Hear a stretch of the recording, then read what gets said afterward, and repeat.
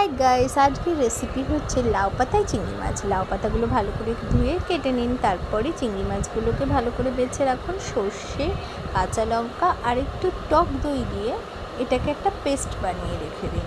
ঠিক আছে, তারপরে চিংড়ি মাছের মধ্যে সর্ষে বাটাটা, তারপরে নুন, হলুদ দিয়ে ভালো করে মেখে একটু রেখে দিন। রেখে দেওয়ার পরে আস্তে আস্তে করে এই লাউ পাতার মধ্যে অল্প অল্প করে চিংড়ি মাছ দিয়ে আর একটা কাঁচা লঙ্কা দিয়ে ভালো করে সুতো দিয়ে বেঁধে সরিয়ে রাখুন। এটাকে তৈরি করে নেওয়ার পরে কড়াইয়ের মধ্যে আস্তে আস্তে করে তেল দিয়ে দিন।